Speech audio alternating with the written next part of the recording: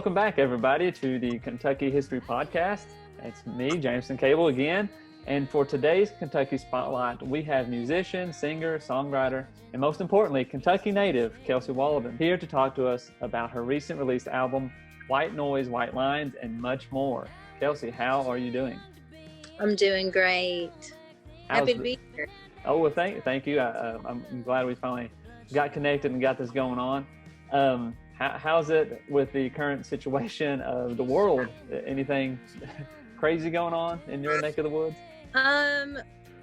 No, not necessarily. I mean, we have just been pretty. As I was saying earlier before we started the podcast, I live in Ashland City, Tennessee now, which is not that far away from home at all. But yeah, we've just pretty much been on. It's a rural area outside of Nashville, and we've pretty much just been on lockdown. I know a lot of places are opening up now, but yeah, we're just kind of not really doing that. My whole year has kind of went south. It's gone. Well, I mean, we're just me and so many other people. Yeah, we're probably not. We might not play another show this year. Honestly, but and that's kind of hard with my whole year was booked, but I mean, it's that's just kind of the way. That's just we gotta accept that. Yeah. It's a different. So, yeah. I hate it too when people say different normal, but that's kind of the way it is. But yeah, you've been featured in the Rolling Stones. You've put out about 3 albums, I think, in the past 6 years, and you have 7 total. Is that correct? Did I do my research right? Yes, I would actually have to count that, but I had a lot of. I kind of consider the Gold Mine like my first. That was kind of my first real effort at an LP. Everything before that was. I was super young. A lot of them were like EPs. Yeah. It's just kind of stuff that it's funny because like fans love to like. I guess, they're finding copies and reselling them and doing all that, but they're not like available under my name. Like, people are just kind of bootleg selling them or whatever, which is fun. But yeah, I did a couple things before the Gold Mine, but and they're not that bad, they're just kind of well, they're just not really. I mean, it's like. I mean, I've had mixtapes ever since I was in high school, Yeah. So yeah. people are selling those now too, which is pretty interesting. So, yeah, I say 3 albums. 3 albums. Some Okay. say 7. Well, when I of course Google search. Well, I'll tell you the story. I heard you on KSR like awesome. It's been a few. I don't know, months ago, I don't know. And I was like, man, I got to check that out. And I went and started listening to music and really enjoyed it. But, when I Google search, Kelsey Waldon, there's the Wikipedia side, of course, that comes up. And I'm looking at all the albums, and then there's all these other ones, and I'm able to find the recent 3 and I'm able to, listen to them. And I'm like, where's these other ones? I got to find these other ones. Yeah. And they're just, game. It's hard to find. They're hard to get to. But you mentioned this too about things seem to be really taken off, and then all this kind of stuff hits. You had a big tour lined out, and I was looking at some of your tour dates that you had coming up. So I mean, are we looking at those are all nixed, or are you just in limbo? Well, I think all of us are kind of in the same boat as far as anybody that's a touring musician. Most of them are moved or postponed. Honestly, most everything has kind of moved to 2021 at this point. All the festivals definitely have. Yeah. We were playing all the big festivals. I mean, it's just hard, it's like how are they really gonna put like 20,000 people together, in like a safe way. So So yeah, it's just been interesting seeing everybody scramble, trying to kind of figure that out, behind the curtain. I mean, honestly, a lot of it's not to be a complete downer here, but it's kind of trickled down where it's affected a lot of stuff that people aren't even seeing or probably realizing. Just, you know, from a promoter standpoint, from the agency standpoint. So yeah, I mean, we were, my spring was like, I was going on the road with the drive-by truckers, and like love Patterson Hood and love their new record, and was so excited about that. We were going on the road with Brandy Clark and playing Merle Fest, which was a huge bucket list for me. And everything we were playing. I mean, I was about to this month, actually next weekend. No, it would have been this week or literally in a couple of days. Yeah, literally in a couple. See, but that's like how it is right now, because we're all forgetting like all these things that we would have been doing, which is a terrible game to play right now. Don't say like I would be doing this, because it's gonna happen. More sad, but yeah, it would have been it was a bucket list for me. I would have been playing the Louisville Palace with John Prime. Yeah. 2 double headers. So that's that is just, you know, it's really been mind blowing to kind of like, well, you know, to just kind of have everything go on pause. Everything just halts all of a sudden. We'll pause and also just kind of be like, well, you know, that's just a huge part of my well, you know, of my my heart, my time, put a lot of, you know, my effort. Yeah, it's my work. I mean, that's my income. So, but you know, it's like, you know, it's just that's just the way it is right now. So yeah, that was kind of mind blowing. But we were supposed to go overseas at the end of this year again, and I got to go overseas in February, which was awesome. Yeah, and that's kind of not to keep talking about, you know, all this with the Rona, as everyone's calling it, but yeah, I mean, I can't believe it's crazy. I mean, we were in overseas like kind of when it all started.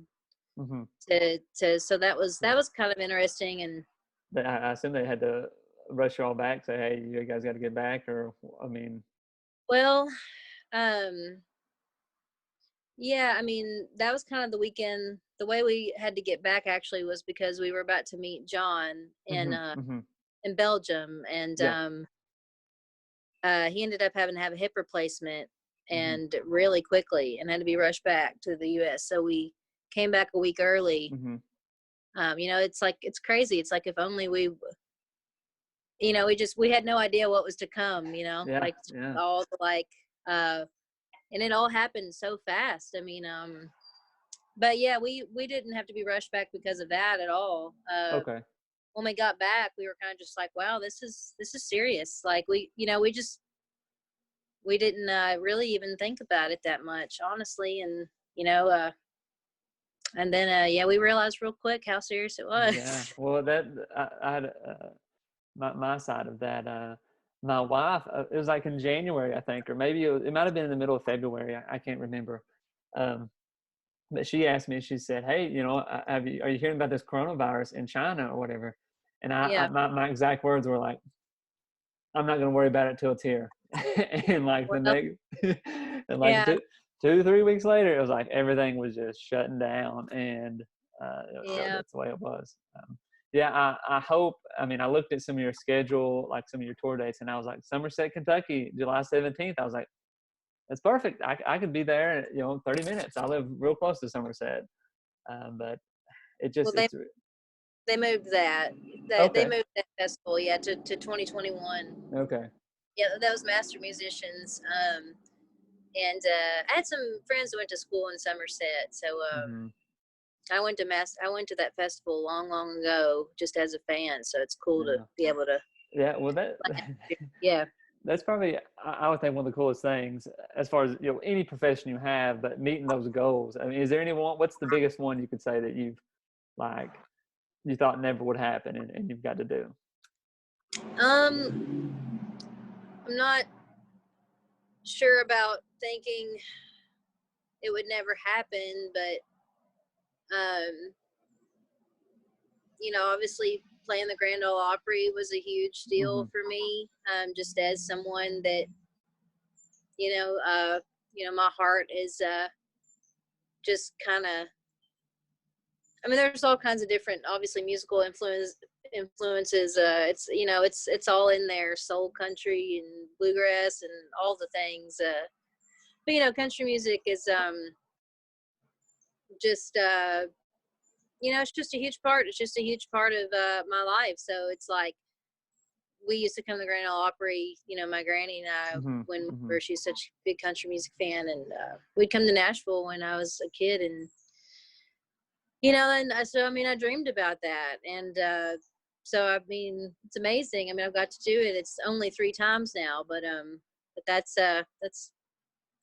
pretty cool. It's pretty awesome. That's like I say only 3 times just because a lot of people have been on there, but it's still, that's amazing. So I don't know. That's one of those things where I'm kind of like, wow, if I never do anything else.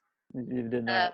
I got to do that. And but I will say something that I thought would never happen was to be signed to Oh Boy Records. I just never, I couldn't have even dreamed of just becoming kind of like literally like personal friends with John Prine, because he just has been such a hero of mine for so long, just as a songwriter.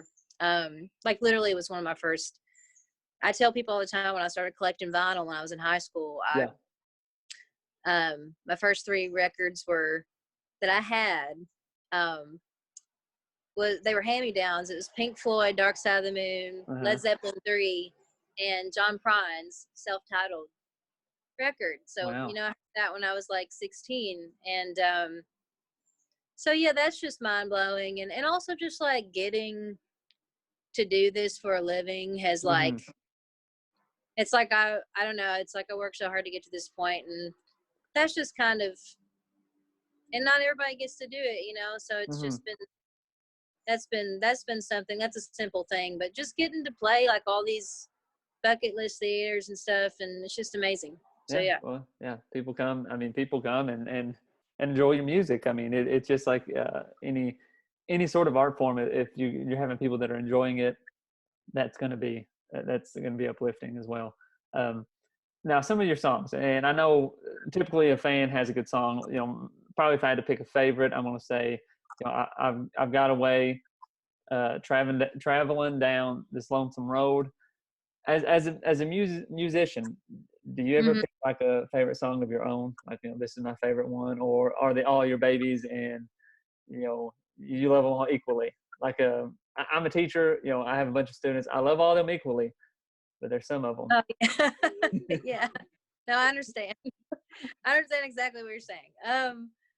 That's actually a Bill Monroe song that we turned into a obviously just kind of my own version.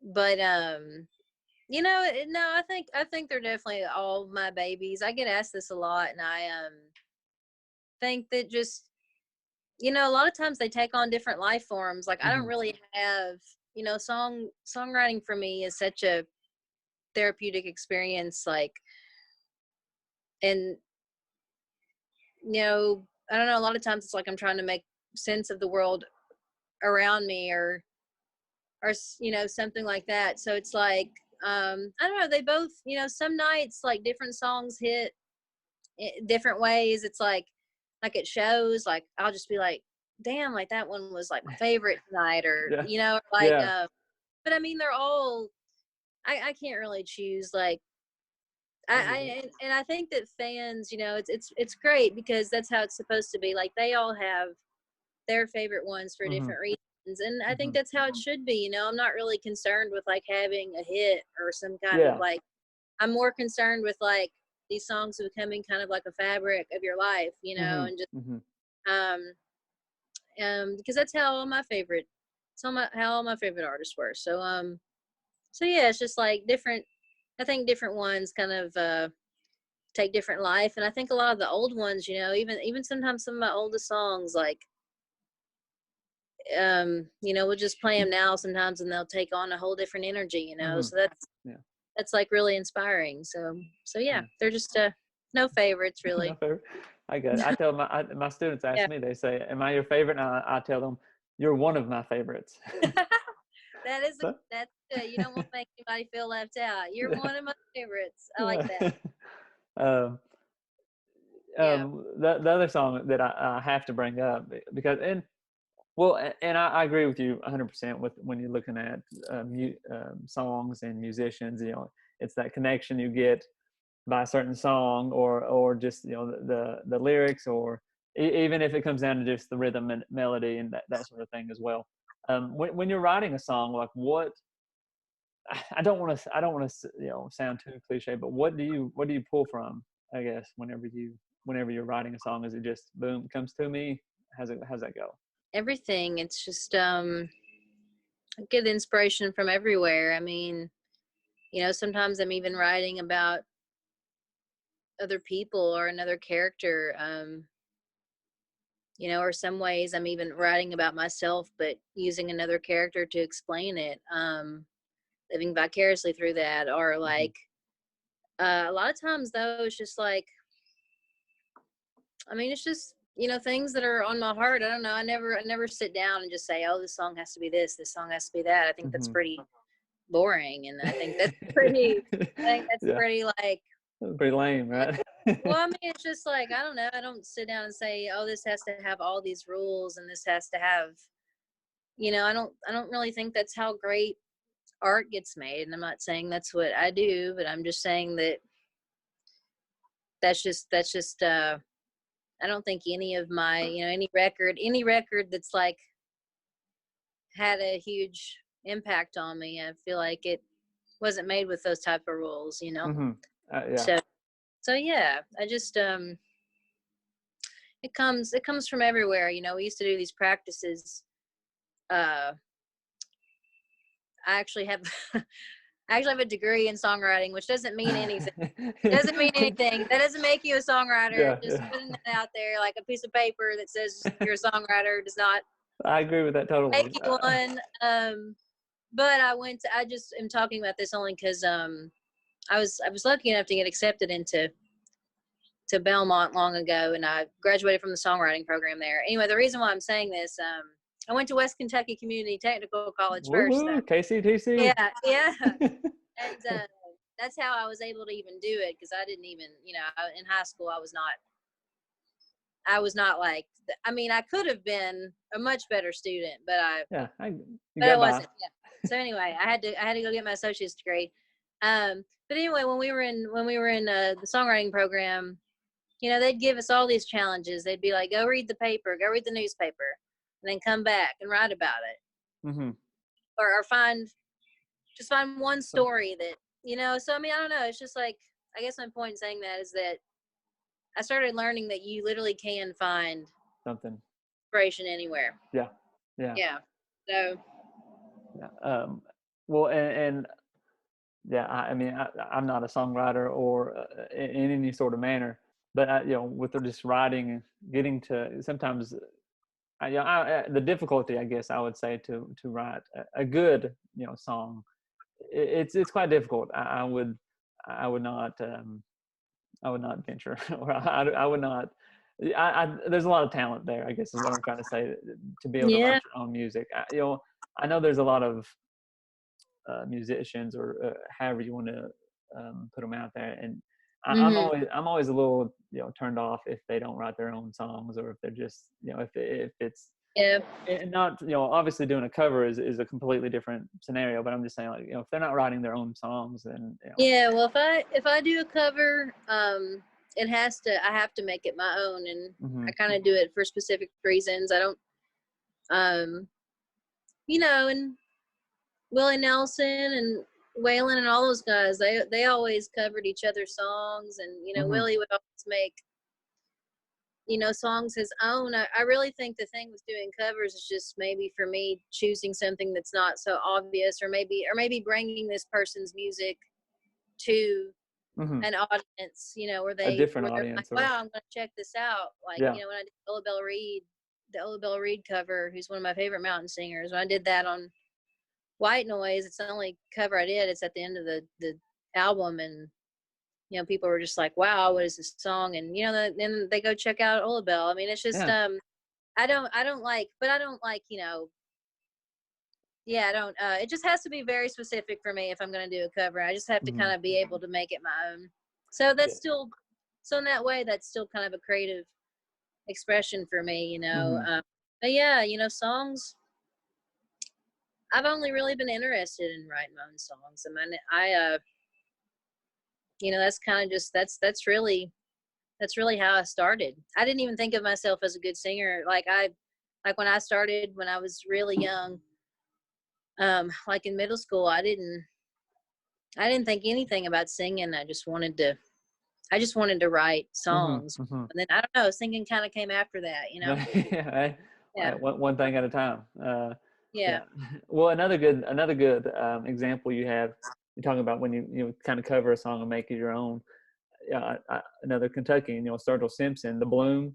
I mean, it's a completely different song, really. I mean, the lyrics are the same, but I guess the feeling, the emotion, the vibe you get from it, it's not the same as the Nirvana song by any means. Oh, well, that song's so amazing in general, and that's also the mark of a truly great song is when it can take that many lives, Hmm. Hmm. when it can take, I mean, you know, uh, Kurt Cobain was really such a simple, very raw. I know it's like raw and powerful lyrics, and I love Sturgill's version of Version. that. So Oh good. yeah, yeah. And you mentioned Kurt Cobain. When I look at a song or and even history, and I'll connect this to history as far as since this is a history podcast. Oftentimes I'm looking for a story. A story that I can connect to, and I feel like in your music, and you could throw in Sturgill and Nirvana and Tyler Childress. There's plenty other. I'm trying to hit the Kentucky guys, but Yeah. and I feel like your always music is just more.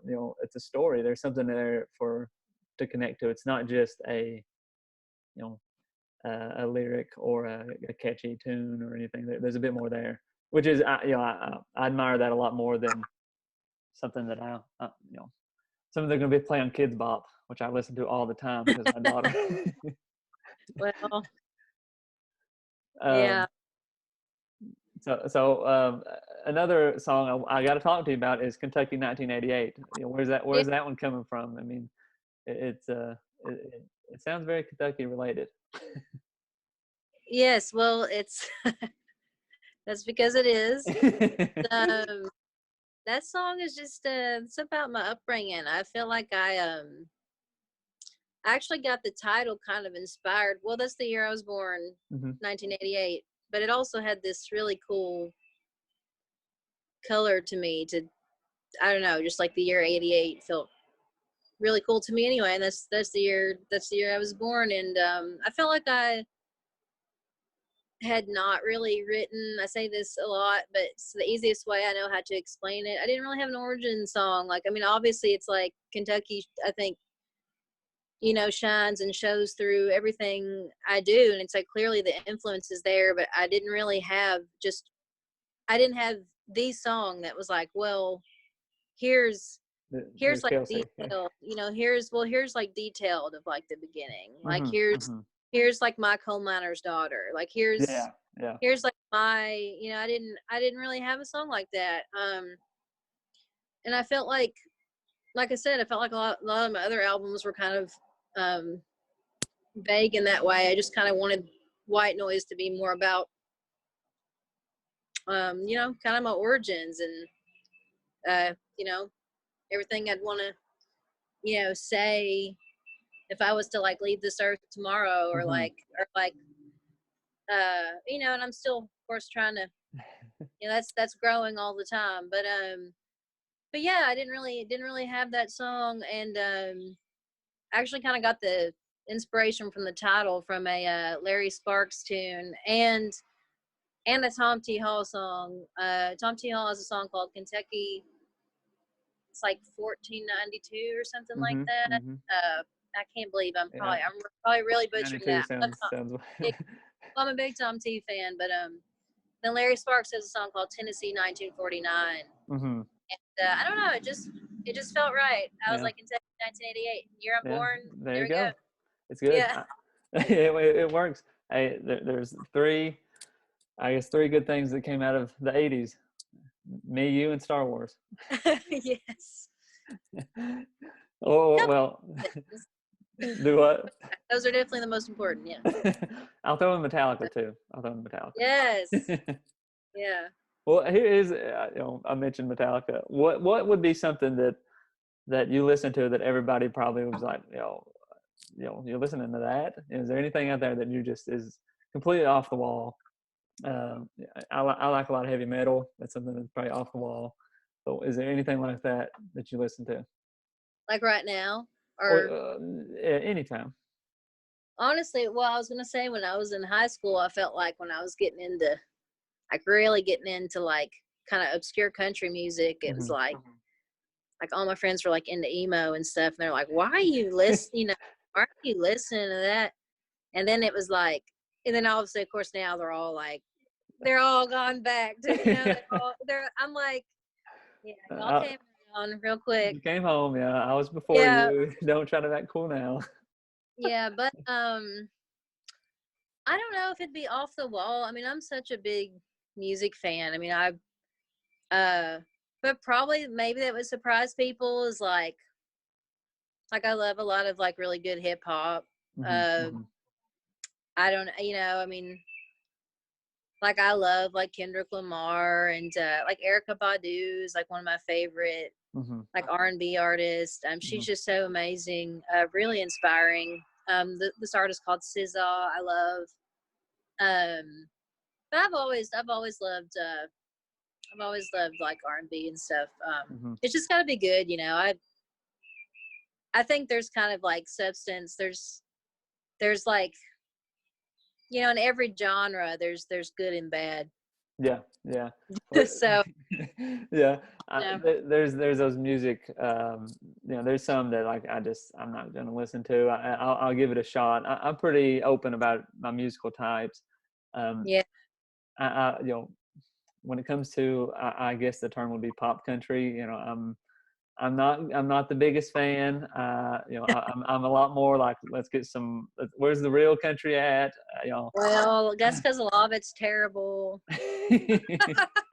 I don't care. I mean, I can second I'm not that. being. But a lot, but there's a lot of people. They're trying to come back to some stuff though. Mhm. They're letting some. Anyway, I mean, there's some amazing, like Ashley McBride and people that are just really really great. But I would Mhm. consider her a real country artist. So Yeah. anyway, it's just. But there's also like there's terrible pop music in general out Oh there. yeah. Yeah. Uh, Yeah. and like there's terrible rap. There's terrible. I mean, Mhm. honestly, like to me, like good is good, like across all genres. So Mhm. I just if I can tell something is real, I can usually respect it. Yeah. Yeah. So Yeah. so yeah. I, But I, I agree with it's you. okay. I have no secrets here. Well, it's one I of mean, those things. right. You live in Nashville. I don't. There's Yeah. a whole lot. There's a whole lot of country music around Nashville, and I just don't like pop country. I mean, I don't. And I'll tell you this: I've been to 2 Taylor Swift concerts, not on my own, uh, not Yeah. on my own will. I was drugged there. Yeah. But, I have a lot of respect for Taylor, though. I have to say, I just think she's. I mean, I mean, it's not music that's personally like mhm. influenced at Yeah. all. But I have a lot of respect for her just as a performer and Hmm. just how she runs her business. And I Hmm. mean, she's a powerhouse. I mean, like Hmm. not everybody is able. A lot of people like to talk shit on people like that. Yeah. They couldn't do what she does. Oh no, no. They couldn't do that. It's like stay in your lane if you're gonna just like totally and you know what, a lot of those guys, like they're there for a reason. And I just try to kind of not put, I guess, my energy towards I try to put my energy towards the things that I love, I Yeah. guess. Yeah. Yeah. Instead, Yeah. Yeah. I understand. yeah, but yeah, it's a luckily there's enough music out there for all of us, with Yeah. good taste. So Well, yeah. and that the thought or the question. I mean, this is I have no experience or no knowledge of how to even begin to answer this question. But I mean, as far as the music industry, and you can even be specific to say Nashville or just in general, how is it changing? Because I mean, you got Spotify, YouTube, you got all these places that you can kind of independently do music if you wanted or had the means to. But how? I mean, what's your side of it? You're in the business. What's your thoughts on it? Yes. Well, yeah. Well, it's especially changing now, kind of with all that's gone on, and it's I mean, it's changed a lot. I mean, Spotify, yes, I think has definitely changed a lot of things. I mean, it's not really like when like the Beatles were making records, Mm-hmm. and they had to stop, or they were able to stop touring, and just make money off of being the Beatles, and Yeah. also, well, just making money off the record sales. Like that doesn't Yeah. happen anymore. Yeah. Like no artist is making really any money off their actual record sales. I Mm-hmm. would say. Um, it's all about, honestly, most of our income comes from working the road. Mm-hmm. Mm-hmm. Kind of like building that value up uh, out there. Guarantees from shows. So I mean, and ticket sales. So that's changed a lot, and that's honestly why it's why a lot of artists are hurting right now. It's Yeah. because it's we're not touring. Mm-hmm. So yeah, I mean, the industry has definitely changed, and I'm sure it's changed a lot from the 60s. I know it has. Mm-hmm. No, but yeah, I mean, it feels like it's changing all the time. But I think especially right now, Mm-hmm. people are trying to figure out. They're kind of like, okay, where do we go from here? Yeah. With what's happened. So Mm-hmm. it's going to be interesting.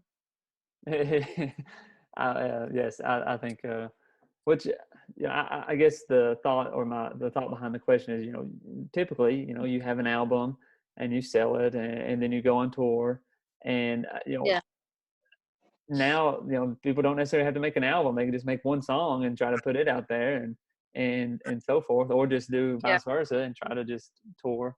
um Mhm. it's I guess it's ever changing, just like everything else. And Well, for sure. And I think that some, in some realms, well, like in some of the pop country realms, I'm not saying this is wrong at hmm all. I'm just saying, like, it's kind of like a single world, people just kind of drop, like, they might not even do a full album anymore, they yeah. might just drop a single, and, it'll just be up to Spotify streams, and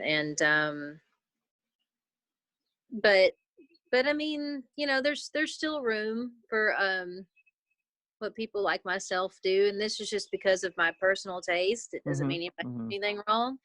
It's just, I'm an album person. I yeah. mean, I want to make a whole record, and I want to have an experience, when you drop kind of like the needle on the first track, until Yeah. the end. And I want people to maybe even think about it or feel hmm something, or even if they don't like what they feel, I want them to feel something, even if it makes them angry, I still made you feel something. Something. Yeah.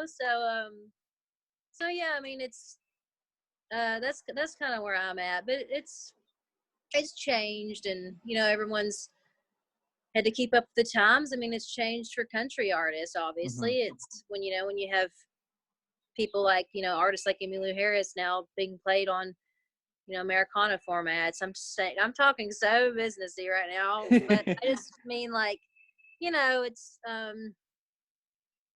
lot of other artists kind of had to find a different avenue, yeah. after I think pop country went one way. One way. Yeah. Well, Yeah. that's the So, and it's you talk about Americana, and I mean, when I listen to your music, or in some other artists similar to you, I think, well, that's country. That's real country. of course, But yeah. Well, now it's this Americana, and I'm like, okay, I guess. well, honestly, I kind of see Americana more as a community, and hmm um, despite what everyone kind of likes to say,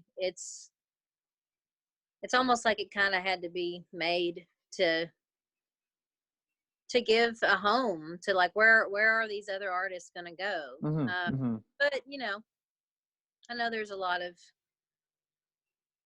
us that maybe feel like the word country got kind of muddled down.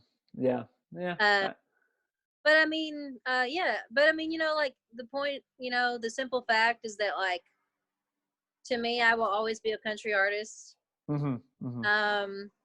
People can call me what they want to, but I will always be country. And the Americana community in Nashville has been really great to me. So that's wonderful and all. But yeah, I'm a country artist. Yeah. And the thing is that there's people who want it. There's people who are interested in that type of, in your music and others similar, that enjoy I guess I could say the rawness of it, the realness. I guess that's a way that I would describe it, I guess, in a sense. To compare it to pop country, this is more real, more organic, more raw. Sure, for sure. What's well, I mean, I hate to ask this question, but what's coming next for you, as far as, because at the moment, not much. I know the tour has been canceled or postponed. Anything else on the horizon? Well, I am of course we're kind of slow living right now, which is nice. I have been on the road for a while, and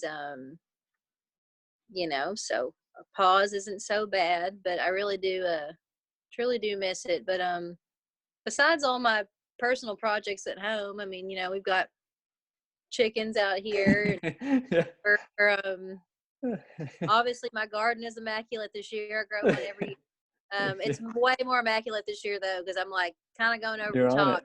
Any weed pops up, it's gone in seconds. Oh yeah, seriously, because I have like so much time. I'm like, yeah, it's pretty it's pretty immaculate. But besides, I mean, we just recorded some work tapes, so I was gonna attempt to record a new record this year anyway, so I think that's still gonna happen. So that's kind of my main focus now. I mean, honestly, that I'm here, I'm like, okay, like, let's just try to, I already had a kind of big handful of songs, and I want to, obviously want to write more before the year's over, and just see where we're at. And I'm already really excited about kind of what we got, and where my headspace is, and just where I am mentally. So like that's the plans. I mean, that's the plans, is like have a new record hopefully come out at the top of 2021. So other than that, though, I mean, we would normally been on the road. I just hope that I can even see my family soon. Haven't seen them in 3 months, just because we've been separated. So yeah. Isn't that the case? I mean, you go on tour, and does your family travel with you much on tour, or is it no. My mom comes. She kind of pops in sometimes, like randomly. You never know where you're going to see her at, kind of thing. But no, we're still in the van as well, so we don't have much room. For anyone. And honestly, no one wants to be. I don't think anyone wants to do what we do.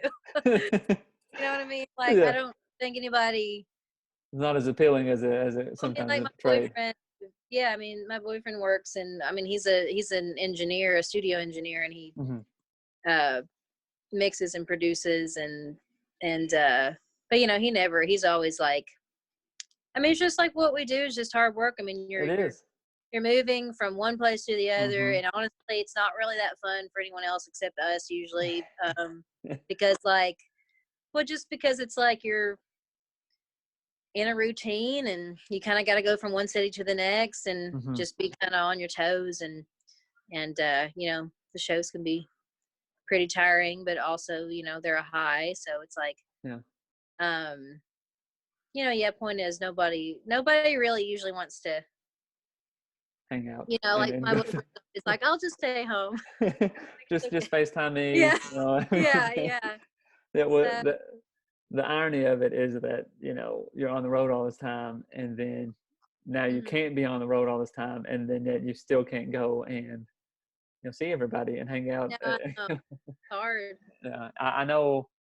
I mean, my kids were, we pretty much were locked in for like 4 weeks. We didn't see anybody. Me and my kids did not leave here. My wife works in a hospital, so she was still working, and to get to go to grandma's was like, it was the biggest thing. It was wild. Well, did Maria tell you or mention to you about the history quiz?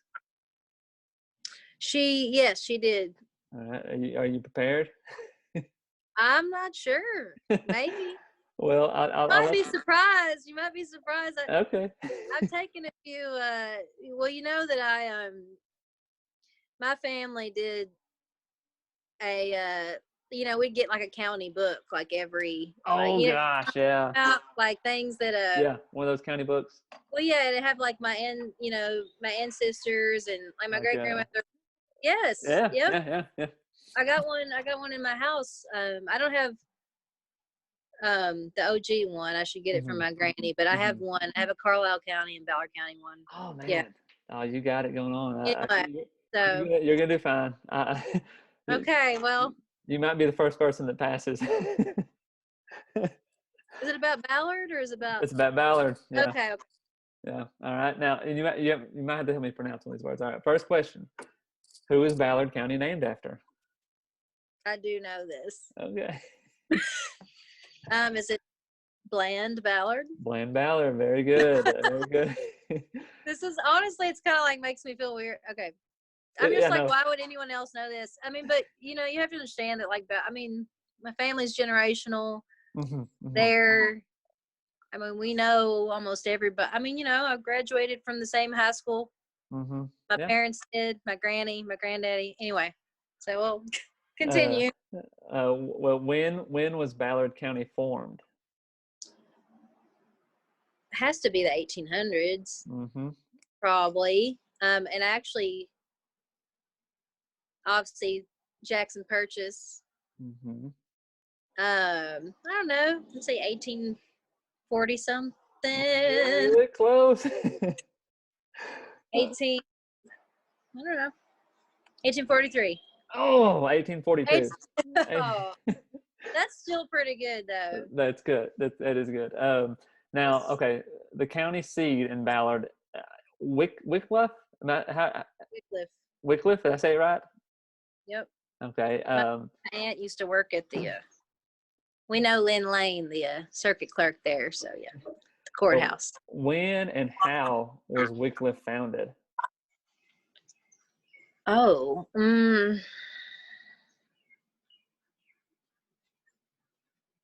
1880s. No. If Ballard was formed in 1842, it's going to be before then. You mean Wycliffe would be formed before because they're the county seat? I don't know. Well, I know what the county seat was before Wycliffe. Okay, what was that? Blandville. Did you say Blandville? Blandville. Okay, all right, that's good. Well, and so in 1780, during the Revolutionary War, General George Rogers Clark established Fort Jefferson. Yes, that's Wycliffe. Yeah, and that on a hill, and then that eventually became Wycliffe.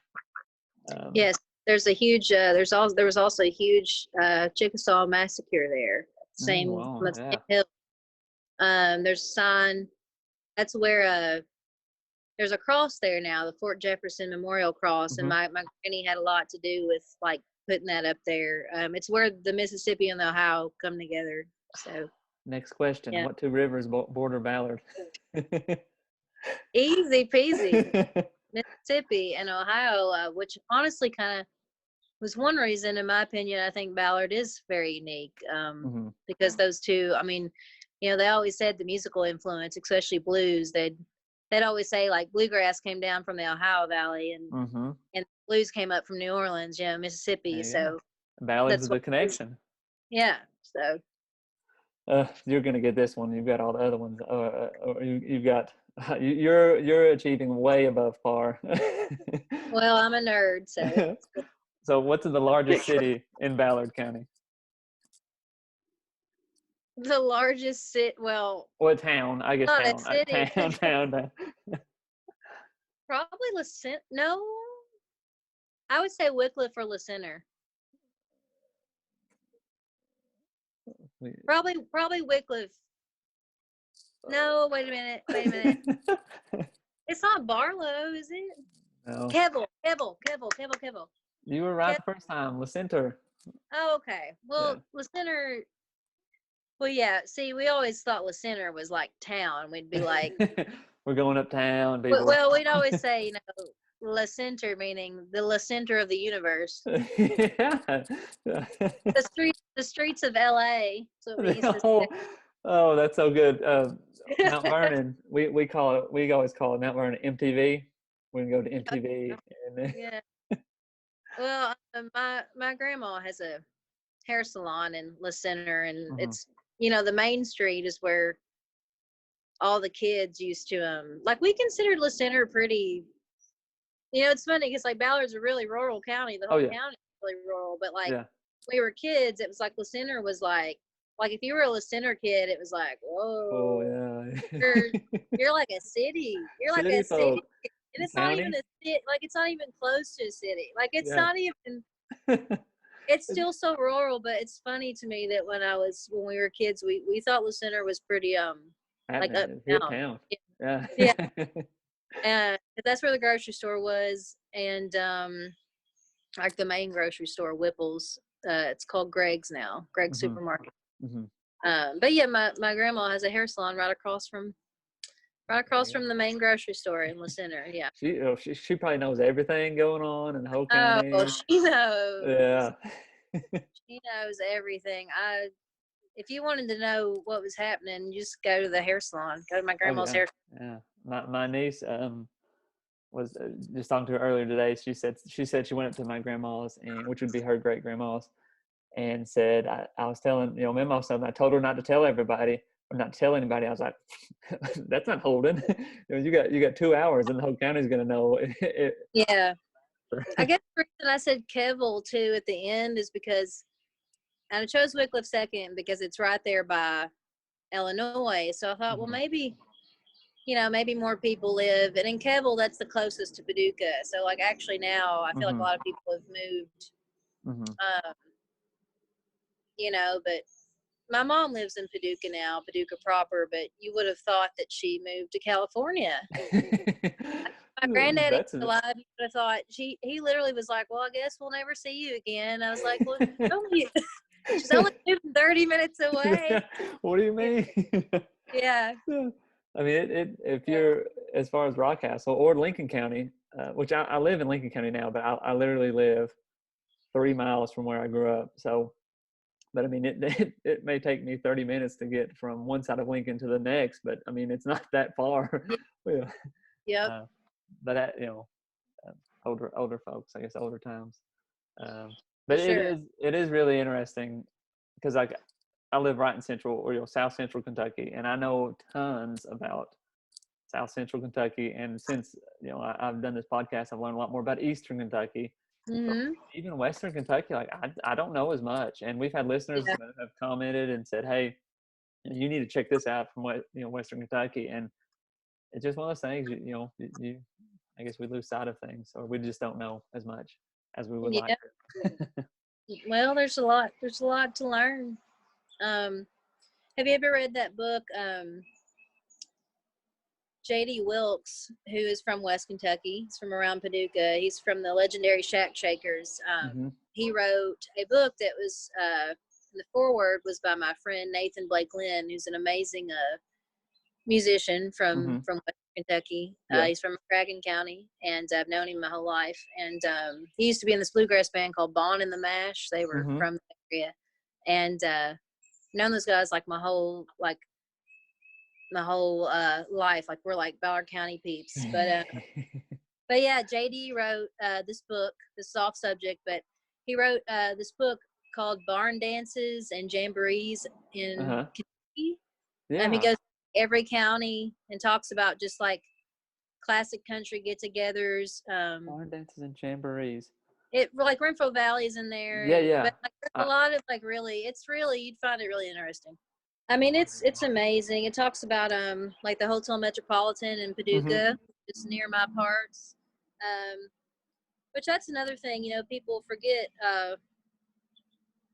I mean, like B.B. King stayed there in his prime. Like, because Paducah's on the Chitlin circuit, so it's like all these jazz players, like, and blues players all stayed. Yeah, there's so much. Tell. Well, when you look back at those times, I mean, it was traveling. I mean, people. That's they didn't. That's how they. I mean, even if I know you make your money a lot by touring as well, but I mean, that's all they had was traveling around. Yeah. Well, and anything on the river, there's always some kind of like cultural, very deep cultural. The river and the railroad. I mean, if it's connected to those things. All this cool, like art. But yeah, I would say Ballard has very, very deep cultural history. So, and a lot of people don't know. Honestly, I talk to them, especially with me, when they find out I'm from Ballard. A lot of Kentuckians are like, I've never even heard of that. Like, I've never even heard of that, and it's like, well, it's on the on the other side of the state. Yeah, but yeah, it's interesting. There's so much deep culture, I think, especially musical culture all across Kentucky. I mean, it's deep. Country music, bluegrass, and I would say blues. I would say, mountain music. It's so deep. It's so deep in there. It's rich. It's like a very rich heritage. And it just has a different sound too. It's just different. I mean, and I don't know, when I guess you accept your Kentucky roots or whatever, but like I don't know if it's me or what, but like I just like that a lot better. If there's a banjo in some music, I'm like, hey, that sounds. I'm ready to. That sounds a lot better. That sounds a lot better. Throwing a banjo in there on that lead guitar solo, and I love a banjo. It's either going to make me really, really happy or make my blood boil and fight somebody. But yeah. I'm just joking. Must be the Kentucky in me. Yeah. But, well, that's going to wrap us up for now. Kelsey, where can people connect to you? Where can they find your music at? Well, everybody can go, of course, the album's on all streaming platforms, all, usually, and the record is in most independent record stores right now, which you should buy from, especially right now, because they are streaming. You can go to ohboy.com, ohboyrecords.com, and buy the physical copies from them, which would be great. And just, KelseyWaldon.com will kind of lead you to all those things. And I'm on all the social media networks and all that. Yeah. So Twitter, Facebook, pretty much you type in Kelsey Waldon and you're gonna find you, right? Sure. Just Google it. It'll be obvious. Yeah. Well, Kelsey, thank you for joining us. Again, you can connect to me if you have any suggestions, anybody you want us to reach out to, Facebook and Twitter at KYHistoryPod. You can email me, thelandbetweenthemeadows@gmail.com. I hope you've enjoyed it. I've enjoyed it well. I think we've talked a lot. I think we've appeased our listeners to hopefully go and check out your music. And when you get back to tour, come and see you in tour. I do plan, if you are already telling me that the one in Somerset it will be rescheduled, then I will definitely try my best to be there, watch it and check it out. All that being said, anything else? I don't think so. Thanks so much for having me. All right, thank you as well, and we'll see you all next time.